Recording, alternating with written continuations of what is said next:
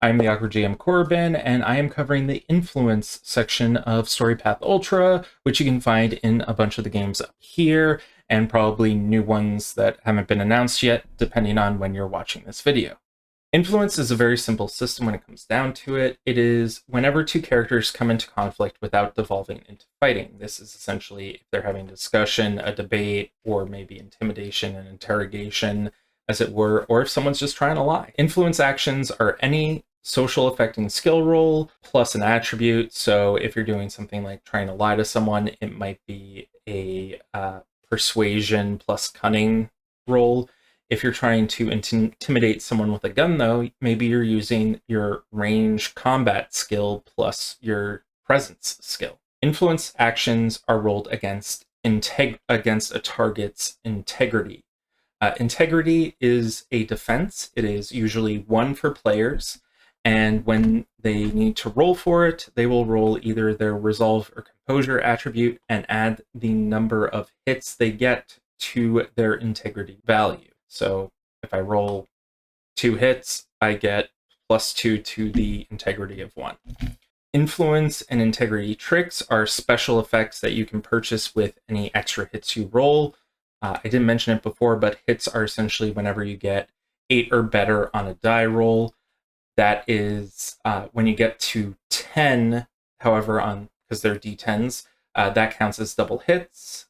So you get 2 for each roll, and there is also an effect called double nines, but I'm getting way ahead of myself.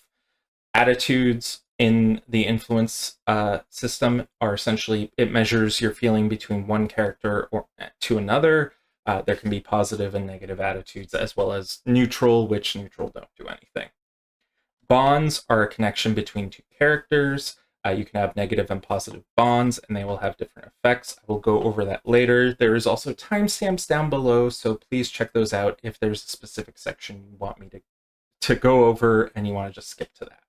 There are various examples of influence. You intimidate someone, you're trying to convince someone to act or not act in a certain way. You convince someone to change their opinion. You're trying to weaken a bond between people and trick someone into believing a lie. And also if you want to make a good first impression. Sometimes people will use this for bartering. That's pretty much the gambit of actions that you can take with influence, but I honestly think there are a lot more that maybe I'm not thinking of.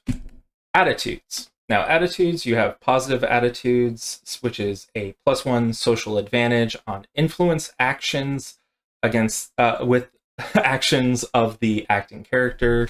So if, for instance, I have a positive attitude towards someone, I get a bonus. A negative attitude is a +1 social advantage on integrity actions of the acting character. So if I have a negative bond to someone, I am more likely to defend against that influence against me. And again, neutral does nothing. Bonds. Bonds are rated from 1 to 5, and they are with a specific character. Your bond doesn't have to be the same as the bond that someone else has to you. For instance, say you have someone, we'll just say Kyle. Kyle and Kelly both have bonds to each other, but Kyle has a 1 bond to Kelly, and Kelly has a 2 bond to Kyle. That's sort of what I'm saying in that regard. Positive bonds give you enhancement that stacks equal to the bond rating you have with that character, and it is essentially can be spent on teamwork actions with that character, or can be spent on overcoming advantage. It can be really powerful and really potent. I believe when I was reading through it, At the Gates did a lot of stuff with bonds, which was pretty fun.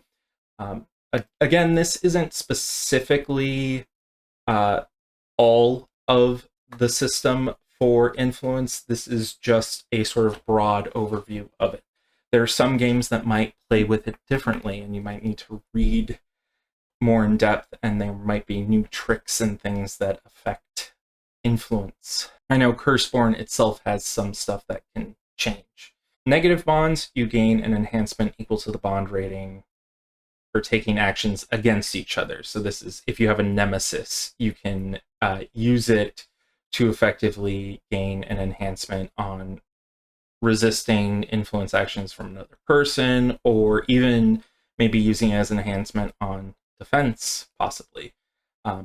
It in specifically for negative bonds, they do mention that it can also be used for teamwork actions if both you and your rival or nemesis are working towards the same goal, and you can spend spend it on overcoming social advantage if someone is using social advantage on you for whatever reason, usually like some sort of ability. You can forge bonds. I have listed here at character creation, you forge bonds with other players, but what I failed to mention in this list is that you can also forge bonds through skill tricks, through tricks, influence tricks rather, where you deepen a bond or establish a bond. Additionally, in the rules, it does seem like you can sort of finagle bonds with various individual NPCs if you want, or people. You're just like, oh, I've hung out with this person for a few days, we should have a bond in some way, or this recurring enemy character keeps coming up, let's establish a bond with them, a negative bond.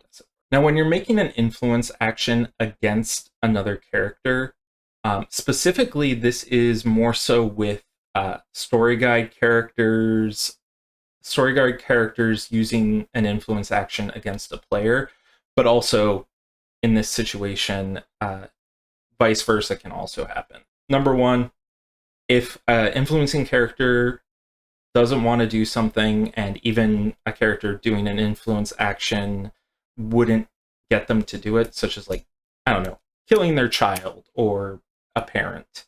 Instead of doing that, the influencing character gets a +2 enhancement on their next action against the target. Now, if it was a story guide character and they don't want to do what the player characters want them to do, the players can instead take +2 momentum instead. And additionally, there was another one that it was in, I think it is in the Storypath Ultra Core Manual and in Curseborne, the hard bargain. Instead of the character doing what you want, they take a negative social status effect, usually something like, I think it was like something like destroyed reputation or loss, or any of the other status effects that we have in the game. Influence tricks. Now, when you're doing influence tricks, these are after you've beaten a target's integrity. This is how many extra hits you've rolled. You can then spend them to do additional things. Now, I would say that influence tricks are very expensive. Deepen bond is 3 hits, and it allows you to establish or deepen a bond. So create a new one or increase one from up 1 point, essentially. Encourage or prevent thought is you're changing the target's mind. Persuading is you get that target to do another action you want. So for instance, in this image, she's convincing the security guard to let her in. Maybe if she gets persuade, she's able to get VIP badges as well. Shifting attitude also allows you to shift the attitude of someone in one direction by one. So essentially, you can go from a negative attitude to a neutral attitude, or a neutral attitude to a positive attitude, and vice versa. It's an interesting way of doing things, and you could say, like, oh, they went from being a hostile attacking enemy to being neutral because they're not sure what's going on at the moment. Remember, you can always refuse the influence and say, okay, like, these people know you're the enemy. They're not going to just put their weapons down. Integrity tricks are what happens when you succeed on your integrity roll against the influencer. This is usually for player characters based on what I have read, but essentially you can resist, which means you increase the difficulty of influence actions against you for that specific influencer. You can also shift the attitude like before. And then there's cruel intentions, which is you flip the influence action onto the influencer instead, and it is as if you succeeded in an influence action against them with no hits. Contacts are rated from 1 to 5. They can take an action with a dice pool of 8 plus an enhancement value equal to their rating. So if you have a rating of 2 in a contact, it would be 8 plus 2 enhancement. When you invoke a contact's favor, you roll a path skill against a difficulty of 0, and then add your bond rating as an enhancement if you have a bond rating to your contact. Now, so long as it's successful, your contact can help you out. Now, you can then spend the hits on additional favors as tricks that cost 1 hit. I've tried to read through this a little bit to try and figure it out, but essentially, I think it is you get an additional favor that's free for 1 hit. Correct me if I'm wrong down in the comments. There are some limitations on invoking favors. The first one's always free, but when you do your next one, there is a minor complication on it, or else and if you don't buy off the minor complication, you gain the unexpected favor status effect. Next up, if you try and invoke it again, you get a major complication, and if you don't buy it off, you can't use the contact for the rest of the story. Now, story is a story guide term. Usually it's like a story arc that your players are doing. It is longer than a session, probably shorter than a chronicle. It's usually a story arc, in my opinion. Like, my players right now are dealing with 4 characters that are the minions of a larger big bad character. Each one of those 4 minion characters that they're dealing with is a separate story, in my opinion, and it takes multiple sessions to finish that story. Hope that helps in that. Now, why do I like this system? For me, it is for short-term social situations, so it's a lot easier to manage. Social bonuses can affect non-social situations, so if you have a bond rating with someone, that is going to give you enhancement that you can use on teamwork actions, and teamwork actions can be used in combat or in investigation, as well as influence actions. It doesn't overcomplicate itself with different modifiers for minute details. Specifically, like if someone has an aspiration to do something, it is not causing you to have to redo math. There's no, oh, if this is something that you could convince them over a long period of time, you have to do a roll every week or something like that. People who know Chronicles of Darkness know social maneuvering was a big headache for a lot of GMs at some point, and there was a lot of, you wouldn't use social maneuvering for trying to convince someone to let you borrow their car or something. You would just do a social skill roll, and then no one ever really used social maneuvering. I think I could use this system a lot more easily than that system from Chronicles of Darkness. Also, what I really like is if you don't think the target would do something, a player gets a reasonable benefit. If a player decides they don't want to do something, well, the NPC is going to get a +2 enhancement on their next action against them. Or if the player uses an action against a character and the character doesn't want to do something, players get momentum. It just makes sense, and it's very easy for me to follow.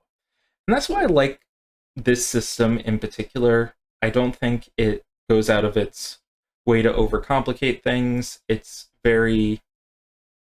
There's a lot of nuance with it that I think they can go with future games. And as it stands right now, it's probably my second favorite of the systems. My first favorite being the investigation system. In any case, I thank you so much for watching this video. I know I've been rambling on, but I hope you will check out the Patreon or check me out on any of my other videos. I love doing actual plays of Curseborne at the moment.